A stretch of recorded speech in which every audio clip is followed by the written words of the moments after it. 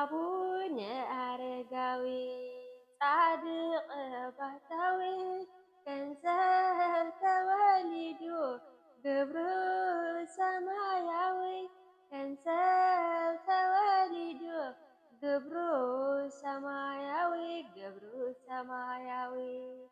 አቡነ አረጋዊ ጻድቅ ባሕታዊ ገንዘብ ተወሊዱ ግብሩ ሰማያዊ ገንዘብ ተወሊዱ ግብሩ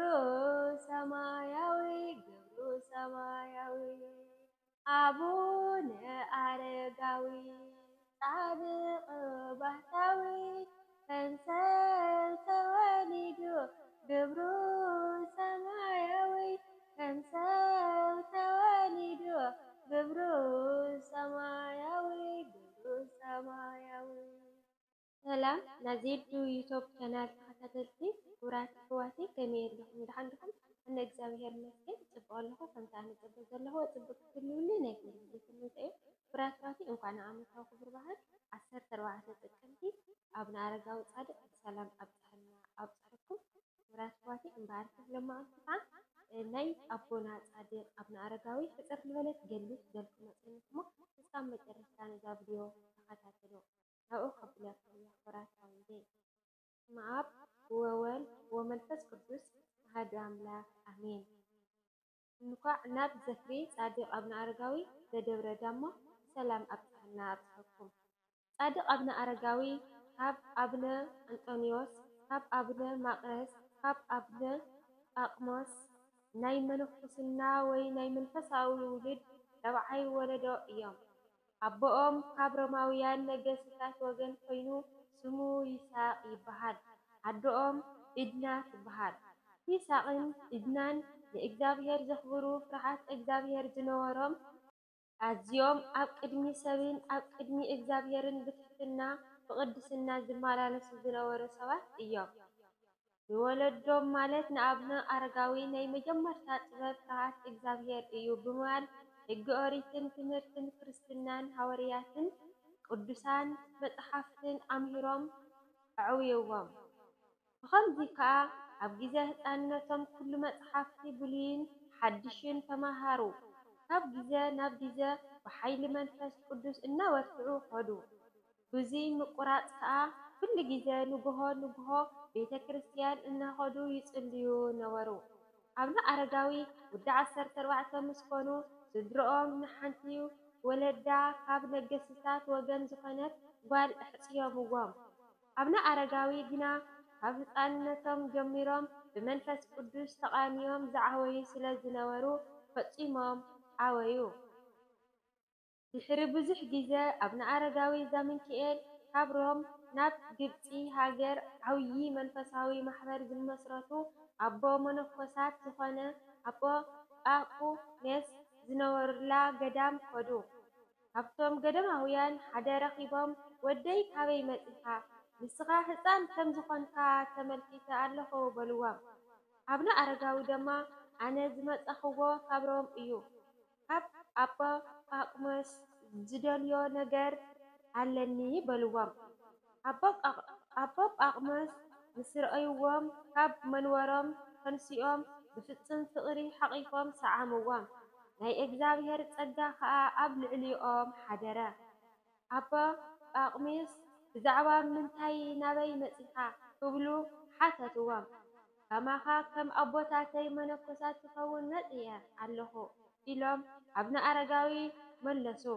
ዝወደይ ንስኻ ወዲ ንጉስ ከም ምዃንካ መጠን ናይ መንግስቲ ወራሲ ኢኻ እሞ መንኩስካ ንምንባር ኣይትኽእሎን ኢኻ ኢሎም ኣቦ ጳቁሜስ መለሱሎም። ኣቡነ ኣረጋዊ ግና ካብ ክብሪ ዓለም ክብሪ ኣምላኽ ይበልፅ፣ ካብ ሓጎስ ዓለም ምስ እግዚአብሔር ምንባር ይሓይሽ ብዝብል መንፈስ ተበጊሶም ስለ ዝነበሩ ኣቦይ ናይ ምድሪ መንግስቲ ሓላፍን ጥፋእን እዩ እንተኾነ ዘይጠፍእን ዘይትሓልፍን ዘለዓለማዊት መንግስቲ ክወርስ ደልየ ኣለኹ ኢሎም እቲ ኣቦ ጳቁሜስ ዘቕረብሎም ሓሳብን ምኽርን ብትሕትና ሓሳባቶም كردؤوهم فتنوا أتيلهم أبا أقمص ناي منكسنا سراح قليل أيم سلكا نباي زمطو بزحات تعجستي تسعينوهم زتسانا خلو أدلو النبلو منكسنا قليل كم زي خنا كردؤوهم فتنوا أبنا أرجعوا دما حسابات من دليتا من بملو إمنات بمنكسنا هوت حاطير كامن وارمخان بزلوم عقمي كردؤوهم فتنوا في دحرزي بين نسخة بعلخا نوعلخا فتن بلوام بدحريو مستم أفتي قدام زنورو منقصات بحبرة نبزح جيزة بفتنا تقامطو كمتي أقدمنا زرقنا يو عبا زامن كيال أرقاوي ناب عبا باقو مس مخنيات زنبرة انزنقعو يبلنان عبا باقمس اسكيز ودي قرب جيزة تفتن متحافنا إجابير كتقلقل انت دليخا أقدمك نفسها مرمر سونتك نحمام نشجر عدالو يويل إيو كم أخا ورقي بحوي كي تفتنا ورقي مخانو سلازي يفلت سب أول حقنتو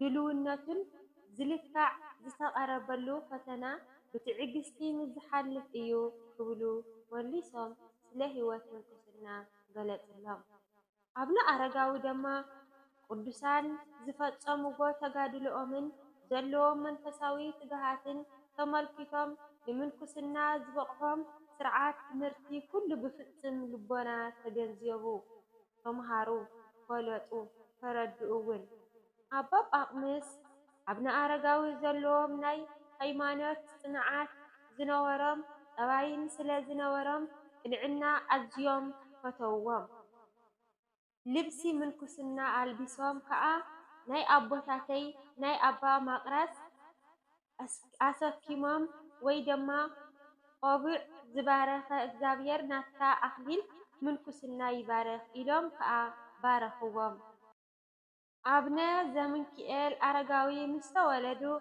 الساع منكسنا زقبلو زنبرة عدمهم إسرائيل وعتي عمت إيو بدحرزي بعوي تجاهات بصلاتن بصومن تقامدو بسلامن بمرققائن تقامطو زنؤمن سناي تقادلؤمن الساعبهم أبرم بصحام بهصانتهم كلو منكسنا مقبالهم زسمعو نايروم قدسان نوعاتهم مطو أب قدمي أبنو أقمس قريبهم كأ منكسنا تقبلو كمزي إلهم زيهم نجستي إدنا كب هاجرا نبتي أبنا أرقاوي تقميت أملو زنبرو قدام متأت إنه دحر عرفتي أبنا أقمس كم أبو خينهم زم حادروهم زنورو أبنا تدرس نبرو نزي منصع ناي أدوهم مسمعو خا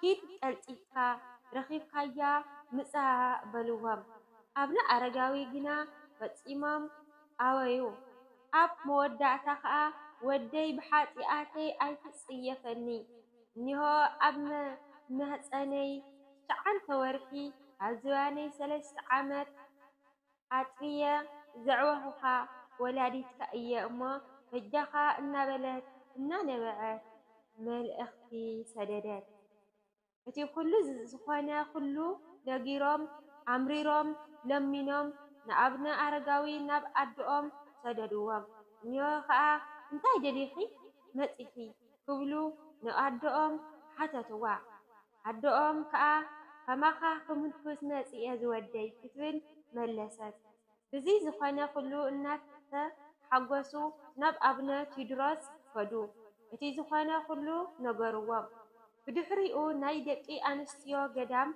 ناب زنبرو بوتا وسدوا أبتي ناي دق أنستيو قدام أدوم نابنا تدرس أول بمنكسنا تقلقل نبرت هاو رحق هيكد كاخا حفتم ناي حدا ناي دقي أنستيو قدام أم حداريت نبرت ما نيهو أبلعليئن زتاشما بيتروس زبهال عوي منفساوي أبو نبرة ኣዶኦም ንኣብነ ኣረጋዊ ከዓ ብእኡ ብዛዕባ ሂወት ምንኩስና ተምሃረት።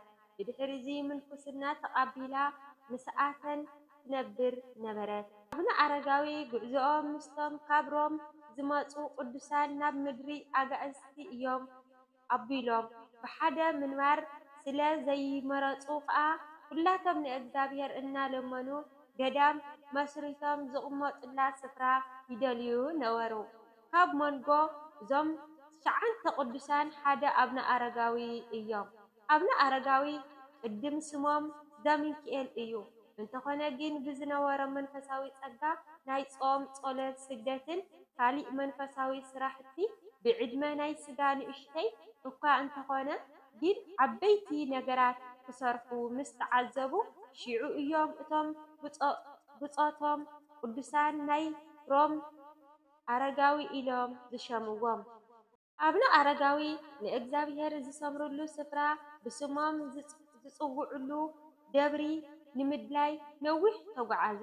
እዚ ከዓ ሓንቲ ኣዝያ ንእሽተይ ቁራስ እንጀራ ኣብ ኢዶም ነበረቶም እሞ ኣብ ዝኸድዋ ስፍራ ጸሎት ገይሮም ይቖርስዋ ነበሩ። እኒሆ ከዓ እግዚአብሔር እዛ ቁራስ እዚኣ ኣበርኪቱ ኣብ ዝሃበኒ ቦታ ኣብኣ ክኸውን ንኣምላኸይ ከዓ ክልምን እየ ዝብል ሓሳብ ሒዞም ተጓዓዙ። ኣብ ብዙሕ ቦታታትን ጎቦታትን ትግራይ በጽሑ እንተኾኑ ከምቲ ዝብልዎ ኣይኮነሎምን።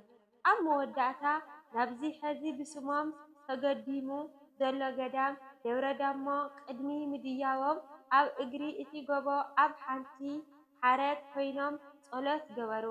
እነሆ እቲ ሓያል ናይ ምሕረት መልአክ ዝኾነ ቅዱስ ሚካኤል ናብ ኣቡነ ኣረጋዊ መጸ።